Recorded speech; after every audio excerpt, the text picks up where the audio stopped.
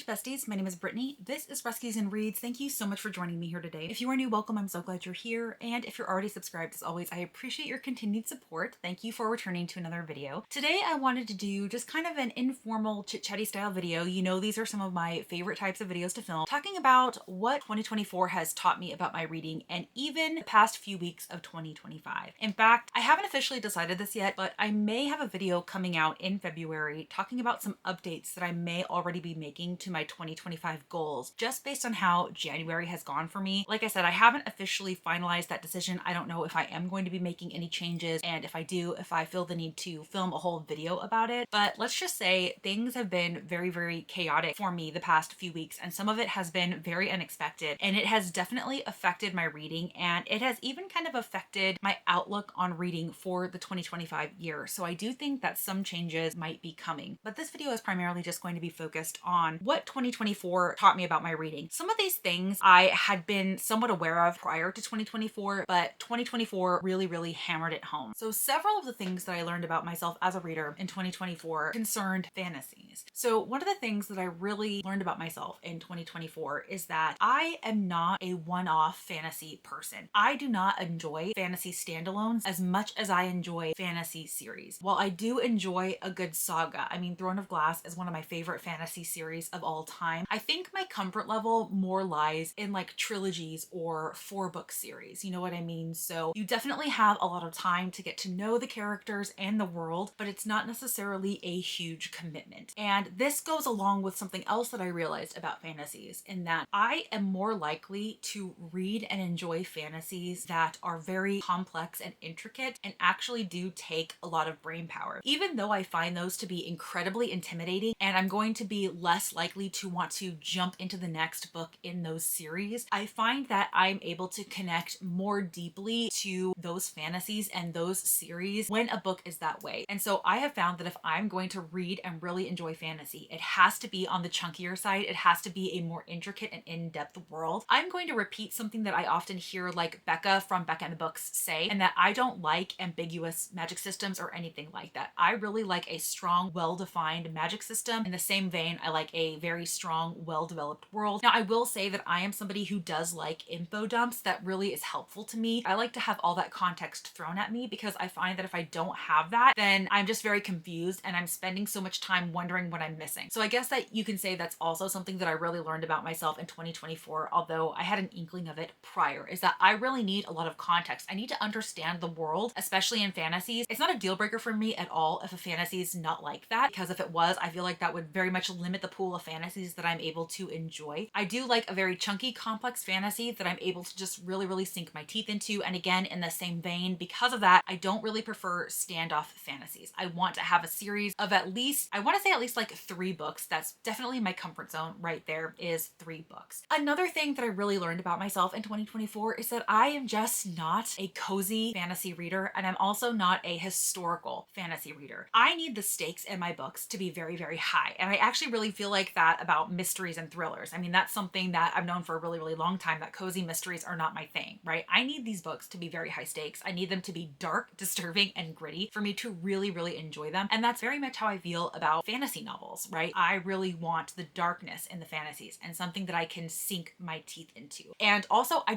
really don't prefer fantasies that are in historical setting, especially if it's kind of set also like based around the real world. Now, if it's a purely fantastical world and it's more historical in vibe, kind of like Game of Thrones, right? That doesn't really bother me, because that's the time period of the world. It is very common for fantasy series to not have modern technology and things like that. That doesn't bother me. But if it's an actual historical time period in a story that's also at least partially based in the real world on Earth, like if Earth has anything to do with it, I really just don't appreciate that in my books. I'm not a historical fantasy or a cozy fantasy reader. I tend to like magical realism stories that have a historical element to it. Like Wayward by Amelia Hart was that way. The Book of Witching by C.J. Cook was that way. I tend to not mind that. But in general, in order for me to enjoy fantasy, it has to be really chunky. I have to be able to sink my teeth into it. It has to be a series, and it cannot be cozy. It has to be high stakes, if all of that makes sense. And I will say, I think that I've also kind of made the determination that while I do believe that I can enjoy a romantasy, I primarily want to read a fantasy that might have a romantic subplot. I don't want the romance to be the first and foremost gross thing in a fantasy. And also, to be honest with you, romanticies kind of all blur together in my mind. I watch a lot of booktubers where romantasy is one of their primary genres, and every single time they're holding up a book, the titles sound the same, the covers look the same, it all kind of runs together in my head. So I think in my fantasy journey, I'm primarily going to focus on actual fantasies, perhaps with a romantic subplot, but not a romance that completely dominates the entire plot. I think I've also come a little bit closer to more firmly honing my romance tastes. You all know that I have very specific requirements when it comes to romance. Specifically, it has to be slow burn. It has to have like more harder hitting elements to it. It can't really be a fluffy, light rom-com. But I've also kind of realized that I am not necessarily a romance series girly. So the opposite of fantasy. I like romance standalones, or I will also accept some companion series like Abby Jimenez's companion series, the Part of Your World series, or the Friend Zone series. Those were companion novels that could be read separately. You didn't have to read them together. But for the most part, I want a really strong standalone, and I definitely don't want books where the next book in the series is basically the same book as the first one, but from the other person's perspective. I don't think that's necessary. I want to read new stories. I don't want to rehash the first story, even if it's from the other person's perspective. Like if the author wanted that other person to have a perspective, they should have incorporated that into the first book. I am there for the angst and the chase of it, and that's why I really like the slow burn. I really don't necessarily have the interest in following those couples in future books, unless of course it's a companion series and we are following an entirely different couple and we just might happen to get glimpses of the other couples within those books. I've also really determined that if I'm going to read a romance, I really want them to be adult characters. I want them to be older. I want them to be, you know, in their late 20s or in their 30s, somewhere close to my age. I'm not really interested in new adult romance while they're in college, and I really don't read YA contemporary anymore, although the Boys of Tommen series by Chloe Walsh definitely snuck up on me in 2024 and stole my breath away. That was one of the biggest surprises of the year. But for the most part, I'm staying firmly away from those younger romances, even though I know that there are some out there that can still really incorporate those harder hitting elements and they can do exactly what I'm looking for in a book. For the most part, I really want the characters to be more relatable to me, and that means they have to be older. You know, they have to be in their 30s preferably, but I'll accept late 20s if it comes to that. So that is definitely something that I've added to my romance preferences, along with the other things that I'm looking for. I really prefer if the characters in that were on the older side for romance. I've also learned more about myself as a character-driven reader. I've mentioned this many times before that primarily what fuels my interest in a book are the characters. If it's completely plot-driven, I may enjoy the story, but I'm not going to emotionally invest in it. But there are some caveats that I have found to my experience with the book. First of all, I've noticed that what really helps me care about characters is their relationships with others in the books and the dialogue that they are having with them. If it is an extremely character-driven story where I am only in the mind of the main character and maybe they're on their own for a solid portion of the book and they're not really having a lot of interactions with other people, I have a hard time connecting with those characters as much as I would if I could see the relationships to others. And similarly, while I am a character-driven reader, I'm not a plot-driven reader, I have found that I really need to care about the overall plot of the story or the direction of the story in order to care about the book. I really need to understand where the book is going or understand the purpose of the book, why I'm reading the book, what I am supposed to get out of the book. Now, I don't necessarily need a big plot. I have loved many a book that has little to no plot, but overall I understood the message that the author was trying to send. I understood what I was supposed to get out of the story. And if I don't have those two things, like if I don't have the dialogue between the characters, if I don't understand what the point of the book is or where the book is going or anything like that, I'm not going to enjoy the book even if it is character driven. Something I talked a bit more about in the goals video that I made was that I didn't want to try to intentionally read more in 2025. I wanted to be okay with reading a lower number and be far more intentional about the pace at which I was reading books and allowing myself to take more time to read. But the pure fact of the matter is if I'm not immersively reading a book, like a chunky fantasy, I understand it's probably going to take me several weeks to get through that book, and I'm totally okay dedicating that time to that book. But when I am just listening to an audiobook, if it is taking me more than like 3 days to listen to an audiobook for whatever reason, I start to disconnect from that book and I start to feel slumpy. So I'm trying to strike a balance between allowing myself to slow down, but also getting through books in a time time that I consider appropriate. You know what I mean? So I've learned that I really need to determine what my sustainable pace is. So a pace that will allow me to slow down, but not to a point where I start to feel really, really slumpy. And something that was just really solidified for me in 2024 because of how chaotic the second half of the year was, is that I really have a hard time reading when I'm stressed. That was always true when it came to physical books. It's one of the reasons why I have a hard time just reading physically in general. I am not somebody who can read to relax. I have to be completely relaxed and in the right mindset in order to read. And so if I'm super stressed out, if there's a lot going on, then I'm not going to be able to read as much as I like. And I really discovered in 2024 that this is also true with the case of audiobooks. If I am incredibly stressed out, I am less likely to be absorbed in the audiobook that I'm listening to. I'm less likely to want to listen to the audiobook that I'm listening to, if that makes sense. I don't look forward to listening to it because it's going to take up brain power that is already going somewhere else. If I am really, really stressed out, I don't have the brain power to dedicate to a story. I need something that I do not need to concentrate on. I'm sorry, I'm not entirely sure where I left off because this butt was rubbing himself on the tripod again, and so I'm trying to prevent y'all from shaking. Yeah, so if I am really, really stressed out, I cannot dedicate brain space to a book because that brain space is going somewhere else. And so I'm not going to look forward to listening to a book. Then I also start to feel slumpy. Like if I try to force myself to listen to an audiobook when I'm really, really, really stressed out, that is also going to further put me into a slump. So this has actually followed me into 2025. And like I said, I might talk more about what's been going on the first couple of weeks of 2025 in February in a video. But what I've really had to do is just kind of listen to that and be okay with not reading when I am stressed out. But then again, that also causes the problem of taking a long time to listen to an audiobook and causing me to feel even more slumpy. So I'm trying to balance all of these things. And I think that's going to go into my final point here, where in 2025, I think I need to allow myself to lean a little bit more into mood reading. Now, I am really not a mood reader. I like to be told what I'm reading. It's one of the reasons why I do a TBR game every single month so that I do not have to make all of the decisions on what I'm reading every month. My TBR game, I might be able to pick a book to go with the prompt, but there's parameters for what I'm reading, if that makes sense. And then if I finish those books during the month, then I basically like do some other system of choosing the book that I'm reading. I'm almost never allowing my mood to dictate what I'm reading because I find that I'm never usually in the mood for one particular thing. And if I'm confronted with a lot of choices, I'll just kind of go into decision paralysis and I will not know what to read. So in general, I am not a mood reader and I don't like relying on my mood to tell me what I am reading. But I do think that what I need to do if I am in a period of intense stress and chaos, that I need to allow myself that if I still have books on my TBR, if like I don't want to read any of them, or if like none of them are striking my fancy, or I really don't feel like I can devote the brain space to those books, I really want to allow myself to deviate from the TBR a little bit and read what I know that I'm actively in the mood for at the time, and then go back to the TBR, or maybe even not go back to the TBR. One of the things that I pride myself on is finishing my TBR every single month. I am pretty reliable about that, but I will allow myself now going forward to swap the books that I read for the prompts. So maybe a book that I selected originally for a prompt is just not working out and I really don't want to read it. I will allow myself to switch that book. You know what I mean? All right, everyone, that is it. That was just a quick chit-chatty video about some of the things I learned about myself as a reader in 2024. And I'm going to take that information and I'm really going to try to use it to help me in 2025. And it really does go along with my goal of intentionality. I would love to know some things that you maybe learned about yourself as a reader in 2024. If you did, please comment that down below. Or if you've made it to the end of this video and you are not feeling chatty, go ahead and pop a cat emoji down below in honor of Sir Archibald, who is just hanging out here on my lap. And as always, if you like this video or if you just like me, please be sure to give it a big thumbs up and subscribe if you haven't already. I typically post 2 videos a week, one on Wednesdays, one on Sundays, and I would love to connect with you in any of those future videos. Or if you'd like to connect with me outside of YouTube, you can always find links to my Goodreads, Instagram, and Patreon linked down below, along with any books featured in a video. Until next time, y'all.